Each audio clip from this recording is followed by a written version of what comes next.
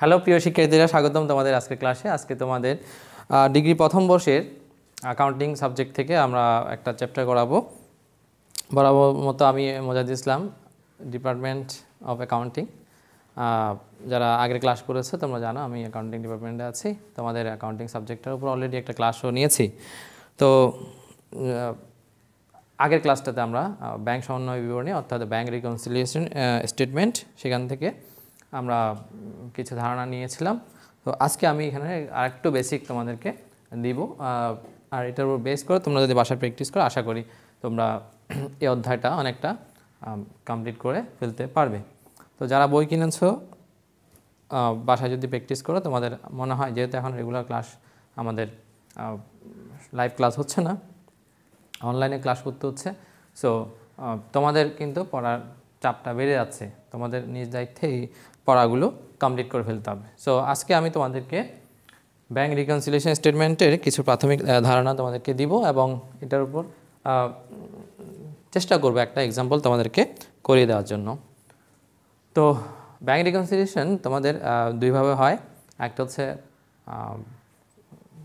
কিছুটা ওল্ড, যেটাকে আমরা বলি সনাতন পদ্ধতি, যেটাকে আমরা একতরফা বা single balance bank reconciliation statement বলি। কিন্তু আমরা আজকে তোমাদেরকে যেটা করবো সেটা হচ্ছে বোথ ব্যালেন্স, যেটা comparatively better and modern method.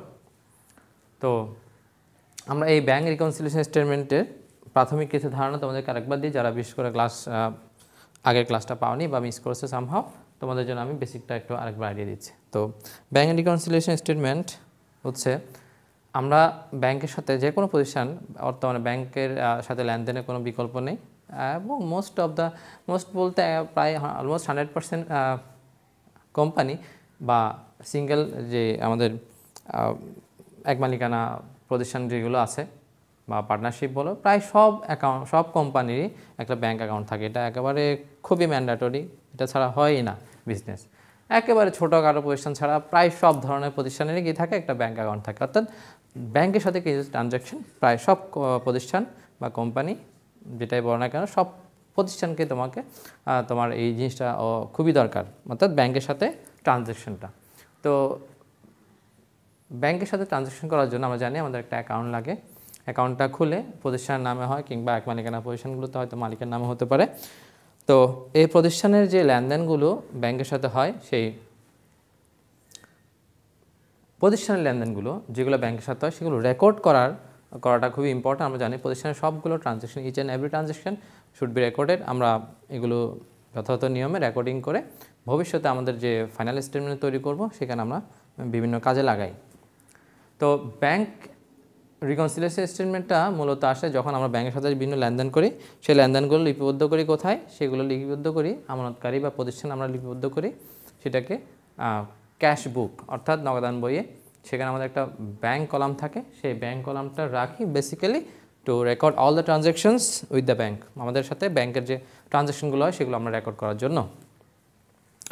তো আমরা তোমরা অলরেডি করেছো ব্যাংক নগদান বইটা, 2 ঘরা বা 3 ঘরা নগদান বই। সেখানে আমরা দেখেছি ব্যাংকের একটা ডেবিট কলাম থাকে, একটা ক্রেডিট কলাম থাকে। সেই ডেবিট এবং ক্রেডিট কলামে ব্যাংকের সাথে আমাদের ট্রানজ্যাকশনগুলো, ব্যাংকে যখন আমরা কোনো টাকা যোগ করি, অ্যাড করি, ব্যাংকে জমা দিই, তখন ব্যাংকের আমরা ডেবিট পাশে দেখাই। ডেবিট পাশে মানে হচ্ছে আমার সম্পদ, অ্যাসেট বাড়ছে। ব্যাংকে টাকা জমা দিলে, ব্যাংকে টাকা বাড়লে ব্যাংক আমাকে ইন্টারেস্ট দিতে পারে, ব্যাংক দেনাদারের কাছ থেকে টাকা আদায় করতে পারে। যাই হোক, somehow what ever the reason may be, যদি আমাদের অ্যাকাউন্টে টাকা বেড়ে যায়, দেন আমরা অ্যাকাউন্টটাকে ব্যাংক হিসাবটাকে ডেবিট করে দিই, অর্থাৎ আমাদের ব্যাংক কলামে ডেবিট পাশে দেখাই। দ্যাট মিনস আমাদের ব্যাংক ব্যালেন্সটা is increasing for that specific transaction. Then আমরা কি করি, আমরা ক্রেডিট পাশে দেখাই যে সকল কারণে আমাদের ব্যাংকে টাকার পরিমাণ কী হবে, কমে যাবে, সেগুলো আমরা ক্রেডিট পাশে দেখাই। তো আসলে আমরা একটু দেখি, আমি ভিজুয়ালি তোমাদেরকে একটু দেখাই কীভাবে কাজটা হয়। তো আজকে আমাদের আলোচ্য বিষয় হচ্ছে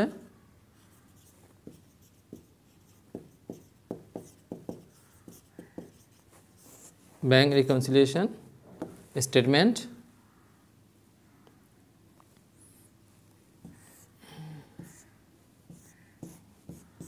This is ব্যাংক, আর এটা হচ্ছে আমাদের প্রতিষ্ঠান, আমাদের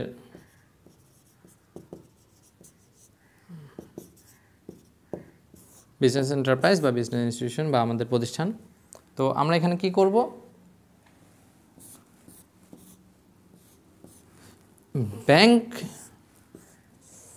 ব্যাংকের সাথে যে লেনদেনগুলো হয় সেগুলো লিপিবদ্ধ করার জন্য আমরা একটা ক্যাশবুক খুলি। ক্যাশবুকের আমি অন্য কলামগুলো লিখছি, শুধু ব্যাংক কলামটা একটু দেখাচ্ছি। ডেট পাশে থাকে আমাদের ব্যাংক কলাম, ক্রেডিট পাশে থাকে আমাদের একটা ব্যাংক কলাম, ক্যাশ কলাম থাকে, আমরা এটা লিখছি না, জাস্ট ব্যাংকের সাথে ট্রানজাকশনগুলো তোমাদেরকে দেখাচ্ছি। তো ক্যাশবুক আমরা কি করি, জাস্ট তোমাদের একটা আইডিয়া দিচ্ছি, আমরা একটু পরে ব্যাংক রিকনসিলিয়েশন স্টেটমেন্টে চলে যাবো। তো ব্যাংকের সাথে লেনদেনগুলো লেখার জন্য আমাদের ব্যাংকের ডেবিট ক্রেডিট আছে, 5,000 টাকা আমি ব্যাংকে জমা দিলাম, আমরা কোন পাশে লিখবো, ডেবিট পাশে, ঠিক আছে। ব্যাংক থেকে ড্র করলাম আমরা 1,000 টাকা, আমরা দেখাবো কোন পাশে, ক্রেডিট পাশে, সিম্পল জিনিস। আমরা জমা দিয়েছি 5,000, ব্যাংক থেকে উত্তোলন করেছি বা ড্র করেছি 1,000। What will be hour balance, আমাদের ব্যালেন্স হবে এখন ডেবিট ব্যালেন্স। ডেবিট পাশে টাকা 20,000 ব্যালেন্স, মানে পার্থক্যটা, আমাদের ডেবিট পাশে হচ্ছে 5,000, ক্রেডিট পাশে হচ্ছে 1,000। দ্যাট মিনস আমাদের ডেবিট পাশে আরও কত টাকা আছে, 5,000 টাকা জমা দিয়ে 1,000 টাকা তুলে ফেললে আরও 4,000 টাকা। We call it balance CD. Balance CD আমাদের হচ্ছে কত, 4,000। এটাকে আমরা আবার ওইদিকে ব্যালেন্স কি করি, ব্যালেন্স বিডি কত, 4,000 টাকা। তাহলে ব্যালেন্স বিডিটা কোথায় আসছে, ডেবিট পাশে, আমরা এটাকে বলছি ডেবিট ব্যালেন্স আমাদের 4,000 টাকা। তার মানে আমাদের ক্যাশবুক অনুসারে ব্যাংকের ব্যালেন্সের পরিমাণ হচ্ছে কত, 4,000। আমরা একটা ব্যালেন্স পেলাম। তো রিকনসিলিয়েশন কখন করতে হয়, যখন আমাদের এই ব্যালেন্সের সাথে ব্যাংক যে হিসাবটা রাখে, যেটাকে আমরা বলছি ওই কল ইট ব্যাংক স্টেটমেন্ট, কেমন। তো ব্যাংক স্টেটমেন্টের সাথে যদি আমাদের ব্যালেন্স না মিলে, দেন আমাদের রিকনসাইল করতে হয়, দ্যাট মিনস সমন্বয় করতে হয়। মিলবে না কেন, একটু দেখি আমরা। মনে করো আমরা যে লেনদেনটা আমরা করেছি, আমাদের ক্যাশ বই অনুসারে আমাদের ব্যাংকে জমা থাকার কথা 4,000। দেখি আমরা এখন ব্যাংকে কি হয়, এই কাজটা আমরা করি না, এটা ব্যাংকাররা করে, জাস্ট আমরা দেখার জন্য কি আসলে ওরা কীভাবে লিখে। ব্যাংকাররা কী করলো, মনে করো ওদেরও ডেবিট ক্রেডিট আছে, সফটওয়্যারের মাধ্যমে ওরা এটা করে। তো ডেবিট ক্রেডিট আমরা যখন 5,000 টাকা জমা দিই, আমরা ডেবিট পাশে দেখাই আমাদের জন্য যেটা আছে, ওদের জন্য এটা লাইবিলিটি, বিকজ আমরা আমাদের টাকাটা ওদেরকে ডিপোজিট হিসেবে রাখছি, আর ব্যাংকের জন্য হচ্ছে ডিপোজিটটা হচ্ছে ওদের জন্য দায়, ওটা আমার টাকা।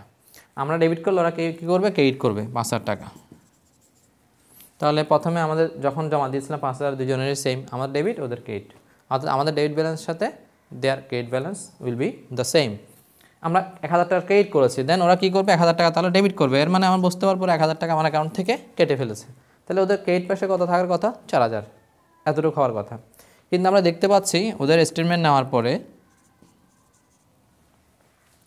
ওরা ব্যালেন্স করেছে, ব্যালেন্স সিডি 3,500, আবার বিডিও করেছে 3,500, আমরা জানি এটা। আচ্ছা খেয়াল করো, তাহলে আমাদের ডেবিট ব্যালেন্স সাথে ওদের ক্রেডিট ব্যালেন্স মিলার কথা, ওদের হচ্ছে এটা কোন balance, credit balance, balance BD. আমাদের ডেবিট ব্যালেন্স 4,000, ওদের ডেবিট ব্যালেন্স 4,000 হওয়ার কথা, ক্রেডিট ব্যালেন্স 4,000 হওয়ার কথা, আমাদের সাথে ওদের মিলার কথা, কিন্তু টাকাটা মিলেনি। তো খেয়াল করো, তো যদি আমাদের 4,000 টাকা হতো তাহলে আমাদের মিলে যেত। মিলেনি কেন, আমরা দুইটা আইটেম দেখিয়েছি, ওরা দেখেছে 3টা আইটেম। কি কি, আমরা 5,000 টাকা ডেবিট করেছি, ওরা ক্রেডিট করেছে, আমরা 1,000 টাকা ক্রেডিট করেছি, ওরা ডেবিট করেছে। দেন আসলো আরেকটা অ্যামাউন্ট, এই টাকাটা ওরা আমাদের কাছ থেকে কেটে ফেলেছে, ডেবিট করা মানে ওরা আমার কাছ থেকে কেটে ফেলেছে, 500 টাকা কেটে ফেলেছে। তো আমি এই টাকাটা দেখাইনি কেন, হতে পারে ব্যাংক আমাদেরকে সময় মতো জানায়নি যে আমাদের অ্যাকাউন্ট থেকে কোনো একটা চার্জ বাবদ, ব্যাংক চার্জ বাবদ 100 টাকা 500 টাকা আমাদের কাছ থেকে কেটে ফেলেছে বা নিয়েছে। তাহলে খেয়াল করো ইনফরমেশন গ্যাপ, ওরা একটা টাকা কী করেছে, ডেবিট করেছে বা আমার অ্যাকাউন্ট থেকে কেটে নিয়েছে, কিন্তু আমাকে সেটা জানায়নি, যার ফলে আমি ক্যাশ বইতে সেটার কোনো এন্ট্রি আমি দেইনি। So that is the reason আমাদের ব্যালেন্স এবং ওদের ব্যালেন্স না মিলার। তো ওদের 500 টাকা কম আছে এখানে ব্যালেন্স। কেন? কারণ ওরা এই 4000-এর পরে আবার 500 টাকা আমার কাছ থেকে কেটে ফেলেছে। তো আমি দেখতে পাচ্ছি আমার অ্যাকাউন্টটা মিলছে না। কেন? ওরা একটা আইটেম করেছিল যেটা আমি জানতাম না, লিখি নাই। এখন আমি সমন্বয় করতে আসব, ব্যাংক সমন্বয় বিবরণীটা প্রস্তুত করব। মিলেনি, মিলাবো। কীভাবে মিলাবো আমি তোমাদেরকে দেখাচ্ছি। এটা ছিল হচ্ছে আমাদের অঙ্কের পার্ট না, আমাদের অঙ্কের জাস্ট বোঝানোর জন্য আমি করিয়েছি। তো আমরা দেখতে পাচ্ছি আমাদের দুইটা ব্যালেন্স মিলছে না, দুইটা ব্যালেন্স আমরা নিব। খেয়াল করো কীভাবে আমরা ম্যাথটা করি। এখন আসো ব্যাংক রিকন স্টেটমেন্টে গিয়ে ডিটেলস টাকা করলাম আমি।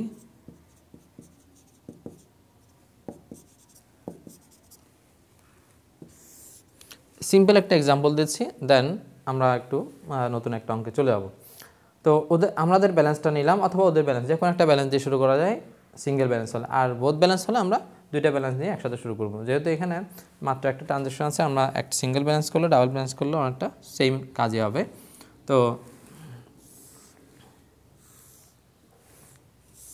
আমি তোমাদেরকে একসাথে বোথ ব্যালেন্সটা দেখাচ্ছি।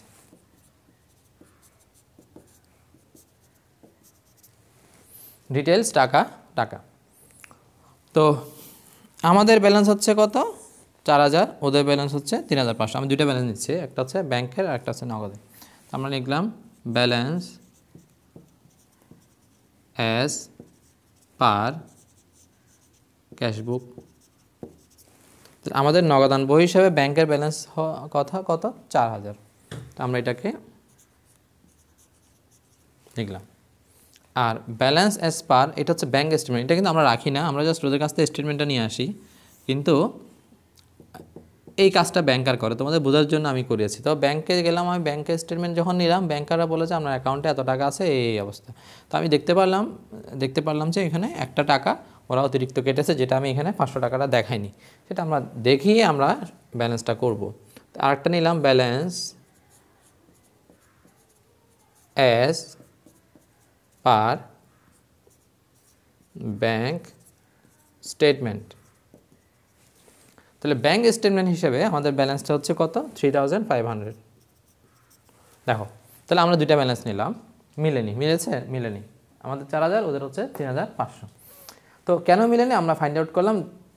আমাদের একটা এন্ট্রি যেটা ব্যাংক রেকর্ড করেছে, আমরা রেকর্ড করিনি। অর্থাৎ এটা একটা ব্যাংক চার্জ ছিল, যেটা ব্যাংক আমাদের অ্যাকাউন্ট থেকে কেটে ফেলেছে।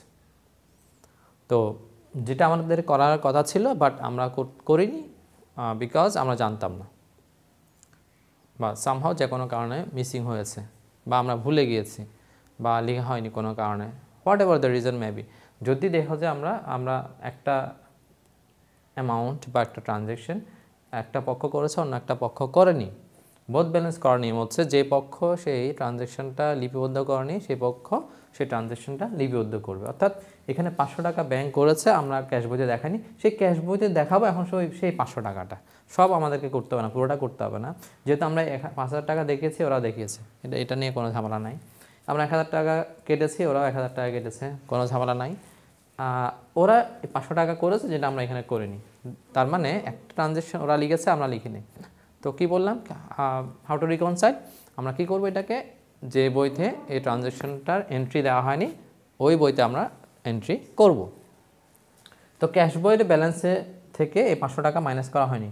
তাহলে ওরা যেটা মাইনাস করেছে, ডেবিট করা মানে হচ্ছে মাইনাস করা, ওরা মাইনাস করেছে। কিংবা আমরা জানি ব্যাংক চার্জ মানে হচ্ছে ব্যাংক থেকে চলে যাবে, টাকাটা কমে যাবে। তো আমরা এখন মাইনাস করে দেব, লেস ব্যাংক চার্জ।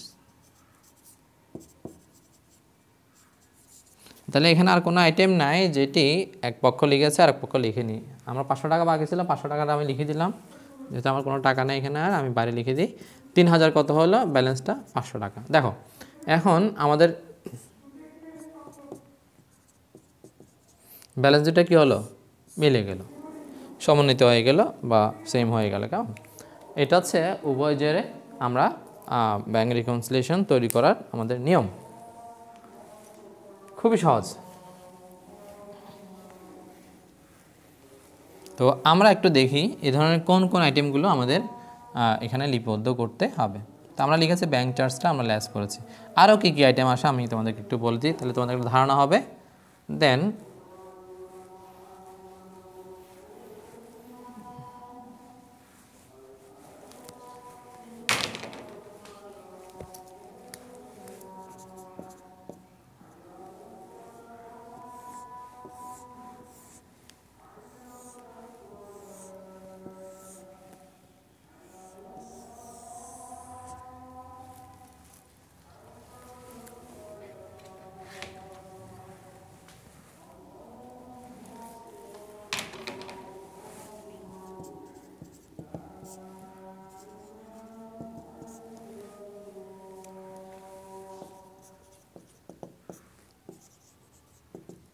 আচ্ছা, তো আমি বলেছি এখানে নিয়ম হচ্ছে কীভাবে মিলাবো আমরা, যে কোনো একটা আইটেম যদি এক পক্ষ লিখে থাকে, ধরো কোনো একটা আইটেম ব্যাংক আমার কাছ থেকে কেটে ফেললো, আমি করিনি, সেটা আমি এখানে কেটে ফেলব। ব্যাংক কোনো একটা টাকা আমার অ্যাকাউন্টে জমা করলো, আমি লিখি নাই, তাহলে আমি লিখবো। মানে কোনো একটা আইটেম এক পাশে লেখা আছে, এক পাশে লেখা হয়নি, বলে যে এই পাশে লেখা হয়নি, তাহলে এই পাশে লিখবো, এই পাশে লেখা না হলে এই পাশে লিখবো, সিম্পল কাজ। আর দুই রকম হতে পারে, একটা হচ্ছে কোনো ভুল হয়, অনেক সময় লিখেছি বাট ভুল। ধরো একটা 500 টাকা জমা দিলাম, এই পাশে 500, এই পাশে 500 লেখার কথা ছিল, কিন্তু আমরা ক্যাশ বইতে লিখে ফেলেছি 5000 টাকা। তাহলে ভুলটা কোথায় করেছি? ক্যাশ বইতে 500 টাকার জায়গায় 5000 লিখেছে, তাহলে 4500 টাকা আমরা বেশি লিখেছি, সেটা আমরা এখানে লেস করে দিব। সিম্পল, যে পাশে ভুল হবে সেই পাশে সংশোধন করে নিব, আর যে পাশে কোনো আইটেম মিসিং হবে, লেখা হবে না টোটালি, সেই পাশে আমরা লিখে দিব। তো এই দুইটা কথা মনে রাখতে পারলে তোমরা উভয় যে কোনো অঙ্ক করতে পারবা। তো আমি একটু আগে যে অঙ্কটা করেছি, 500 টাকা আমরা লিখেছি কিন্তু ব্যাংক লিখেছে কিন্তু আমরা লিখিনি, সেটা আমরা উভয়টা ব্যাংক স্টেটমেন্ট এবং ক্যাশ বই থেকে দেখে করেছি। তোমাদের বইতে এই কাজটাও তোমাদেরকে আর করতে হবে না, সেটা প্রশ্নে দেওয়া থাকবে যে কোথায় লেখা হয়নি, সেটা সরাসরি বলে দেওয়া থাকবে, আরও ইজি হয়ে গেল কাজটা। তো যেখানে লেখা হয়নি সেখানে আমরা লিখব। আসো আমরা একটু দেখি, কয়েকটা এক্সাম্পল তোমাদেরকে দিচ্ছি। মনে করো ব্যাংক আমাদের অ্যাকাউন্টে 5000 টাকা ব্যাংক জমার সুদ বাবদ আমাদেরকে দিয়েছে। তাহলে ব্যাংক আমাদেরকে ব্যাংক জমার সুদ দিয়েছে, ইন্টারেস্ট দিয়েছে। কেমন? আমাদের যে ব্যাংক ব্যালেন্স আছে তার উপর একটা আমাদেরকে ইন্টারেস্ট দিয়েছে। তো এটা ওরা কী করেছে? ব্যাংকে লিখেছে, বলা হলো যে এটা ক্যাশ বইতে লেখা হয়নি। No entry are made in cash book. তাহলে ক্যাশ বইতে কোনো এন্ট্রি আমরা দেইনি। তো 5000 টাকা ব্যাংক জমা করেছে বা ব্যাংক সুদ দিয়েছে, যেটা আমরা ক্যাশ বইতে দেখাইনি, তাহলে আমরা এখন ক্যাশ বইতে দেখাবো। তো সুদ দিলে হচ্ছে আমাদের অ্যাকাউন্টে টাকা বাড়বে নাকি কমবে? ব্যাংক আমাদেরকে সুদ দিয়েছে, তার মানে আমাদের ব্যাংক ব্যালেন্স বেড়ে যাবে। বেড়ে গেলে আমরা যোগ করব, কমে গেলে বিয়োগ করব। সিম্পল কাজ, বাড়লে যোগ, কমলে বিয়োগ। তাহলে আমরা কোন দিকে দেখাবো? এটা অ্যাডের দিকে লিখবো। এখানে লিখবো ইন্টারেস্টটা, ব্যাংক ইন্টারেস্ট যত টাকা হবে লিখে দিব, শেষ। আরেকটা মনে করো, সেম একটা এক্সাম্পল দিচ্ছি। ব্যাংক একজন দাদার কাছ থেকে আমাদের অ্যাকাউন্টে জমা করেছে 5000 টাকা। একজন দাদার, যার কাছ থেকে আমরা টাকা পেতাম, সেই দাদার কী করেছে? সরাসরি ব্যাংকে জমা দিয়েছে, যেটা আমরা দুই বইতে লেখার কথা। ক্যাশ ওরাও লিখবে, আমরাও লিখবো, কিন্তু কোনো কারণে আমরা এটা লিখি নাই, বাদ পড়েছে, কিংবা আমরা জানতাম না বা আমাদেরকে জানানো হয়নি, সরাসরি দাদার ব্যাংকে জমা দিয়েছে। তাহলে আমরা কী করবো? দেখো, যেহেতু এই 5000 টাকা সরাসরি দাদার ব্যাংকে জমা দিয়েছে, ব্যাংকে টাকা বেড়েছে, ব্যাংক আর লিখেছে, কারা লিখেনি? ক্যাশ বইতে লিখিনি আমরা। তো ক্যাশ বইতে লিখে দিব, অ্যাড করে দিব, যেহেতু জমা দিলে টাকা বাড়বে, আমরা লিখব ডিরেক্টলি ডিপোজিট বাই ডেটর্স। কেমন? তো আমরা এখানে 5000 টাকা লিখে দেব, অথবা deposited into bank not recorded in cash book. তাহলে আমরা এখানে লিখে দিব। আচ্ছা, ভালো কথা। আচ্ছা, যদি এমন হয় যে ব্যাংক আমার কাছ থেকে 100 টাকা চার্জ করেছে, চার্জ করলে আমার অ্যাকাউন্ট থেকে কমে যাবে, মাইনাস করে দিব আমরা। তো ব্যাংক চার্জ করেছে, ব্যাংক ওই যত টাকা চার্জ করেছে তত টাকা আমার অ্যাকাউন্ট থেকে কেটে নিবে, যেটা ক্যাশ বইতে লেখা হয়নি। তাহলে কোন বইতে লেখা হয়নি? ক্যাশ বইতে। তাহলে কোন বইতে লিখব? ক্যাশ বইতে লিখব। তাহলে কি? ব্যাংক ডেবিটেড টাকা 100 as bank charge which was not recorded in cash বুক, যেটা ক্যাশ বইতে রেকর্ড করা হয়নি। তাহলে আমরা ক্যাশ বইতে এখন রেকর্ড করব। যোগ করব না বিয়োগ করব? ব্যাংক চার্জ হলে ব্যাংক আমার কাছ থেকে কী করেছে? টাকা যোগ করেছে নাকি কেটে নিয়েছে? কেটে নিয়েছে, তো আমরা কী করে দেব? লেস করে দেব। ব্যাংক চার্জ একটু আগে করিয়েছি, সিম্পল কাজ। আরেকটা বলি, ব্যাংকে আমরা একটা 5000 টাকা জমা দিয়েছিলাম, একটা চেক জমা দিয়েছিলাম। তো আমরা জমা দিয়েছি, তার মানে আমরা ক্যাশ বইতে লিখেছিলাম। তো ধরে নিয়েছে আমাদের অ্যাকাউন্টে টাকাটা জমা হবে, কিন্তু পরবর্তীতে জানা গেল যে মাস শেষে যে ওই চেকটা আমাদের রিটার্ন আসছে, ফেরত আসছে, ডিসঅনার্ড হয়েছে, বা ওই চেকটা জমা হয়নি। তো দেখো, আমরা যখন চেকটা ব্যাংকে জমা দিয়েছিলাম, ধরো ডিসেম্বর 31 তারিখ জমা দিয়েছি, কিন্তু পরবর্তী দেখা গেল যে ওই চেকটা ডিসঅনার্ড হয়েছে, তার মানে অ্যাকাউন্টে টাকাটা জমা হয়নি। তাহলে আমি যে জমা করেছিলাম কিন্তু আসলে জমা হয়নি, আমি কি করে দিব? এটা বা ফেরত আসছে বা ডিসঅনার্ড হয়েছে, আমরা আবার কি করে দিব? লেস। এটাকে আমরা NSF চেক বলি, not sufficient fund. Sufficient fund না থাকে বা যে কোনো কারণে হতে পারে, এটা বিভিন্ন কারণে চেক রিটার্ন হয়েছে, প্রত্যাখ্যাত হয়েছে। তাহলে আমরা জমা দিয়েছিলাম, জমা হয়নি, আমি আবার কি করে দিব? এটাকে লেস করে দেব। তাহলে আমরা দেখতে পাচ্ছি আমাদের আর যে সকল কারণে ব্যাংকে টাকা বাড়বে আমরা এটা অ্যাড করে দেবো ক্যাশ বইতে, যদি ক্যাশ বইতে লেখা না হয়ে থাকে। আর ব্যাংক ব্যালেন্স যে সকল কারণে কমবে, যেগুলো ব্যাংকার অলরেডি কমিয়ে দিয়েছে কিন্তু আমরা ক্যাশ বইতে কমাই নিয়েছি, সেটা ক্যাশ বইতে কমাই দিব।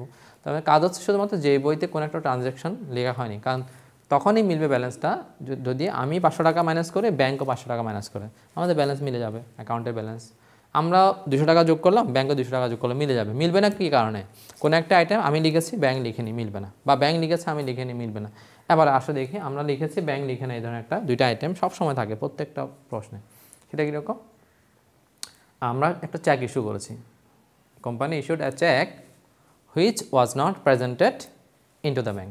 তাহলে আমরা একটা চেক ইস্যু করেছি, কাউকে চেক দিয়েছি, চেক লিখেছি, চেক ড্র লিখেছি, যাকে চেকটা দিয়েছি আমাদের যে পাওনাদার ছিল তাকে আমরা চেকটা দিয়েছি, সে কী করবে, পাওনাদার ওই চেকটা নিয়ে আমার অ্যাকাউন্ট থেকে টাকাটা তুলে নিবে। তো এই জন্য আমরা কী করি, আমরা জানি যে কাউকে চেক দিলে আমাদের অ্যাকাউন্টে টাকা কমে যায়, আমরা সাধারণত কী করি, চেক দেওয়া হলো, আমরা ক্যাশ বই যখন করেছিলাম কোন পাশে লিখতাম, চেক দেওয়া হলে আমাদের ব্যাংক ব্যালেন্স কমে যাবে, ব্যাংকের ক্রেডিট পাশে দেখাতাম, অর্থাৎ আমরা মাইনাস করে দিতাম 500 টাকা বা 5,000 টাকা, যত টাকা জমা দিয়েছে এই ইস্যু করেছে তত টাকার চেক আমরা মাইনাস করে দিতাম। কিন্তু পরবর্তীতে দেখা গেল যে ওই মাসের মধ্যে, যে মাসে আমরা ব্যালেন্সিংটা করছি, সেই মাসে ওই দেনাদার ব্যাংক থেকে টাকাটা তুলে নেয়নি, কিংবা ব্যাংক ওই মাসে ওর টাকাটা মাইনাস করে দেখায়নি।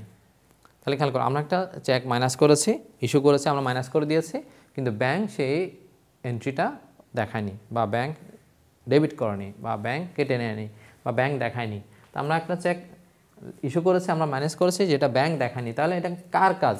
ব্যাংকের কাজ। উভয় যেটা আমরা যে কোনো একটা ট্রানজ্যাকশন লিখবে না সেই পাশে লিখবো। তাহলে ব্যাংক কী করবে এখন, এটা হচ্ছে কি,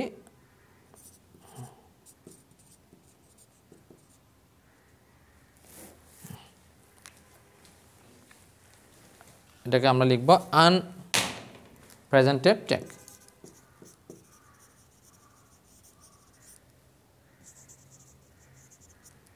আনপ্রেজেন্টেড চেক অর্থাৎ চেকটা ইস্যু করেছে কিন্তু সেটা উপস্থাপিত হয়নি,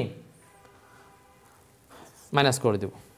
আবার এমন হতে পারে আমরা একটা জমা দিয়েছি, একটা চেক, একজন আমাকে চেক দিয়েছিল বা বিল দিয়েছে, প্রাপ্য বিল, সেই বিলটা আমরা জমা দিয়েছি কোথায়? ব্যাংকে। জমা দিলে আমরা কোন পাশে দেখাই? ক্যাশ বইতে। জানি যে আমরা ডেবিট পাশে, কারণ জমা দিলে আমার ব্যাংক ব্যালেন্সটা বেড়ে যাবে, আমরা ক্যাশ বইতে ডেবিট পাশে দেখাই। জমাটা আমরা দিয়েছি, কিন্তু আমরা লিখেছি, কিন্তু দেখা গেল যে পরবর্তীতে ব্যাংক এই বাবদ কোনো এন্ট্রি দেয়নি, অর্থাৎ ব্যাংক এই টাকাটা ক্রেডিট করেনি বা জমা করেনি বা দেখায়নি টোটালি। তো কি করবে এখন? কে দেখায়নি? ব্যাংক। আমরা ব্যাংকের পাশে টাকাটা অ্যাড করে দিব।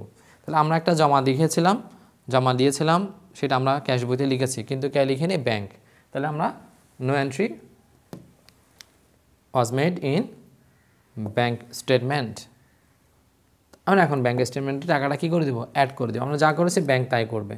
তাহলে এটাকে আমরা বলি ডেপোজিট ইন ট্রানজিট অথবা ডেপোজিট নট রেকর্ডেড।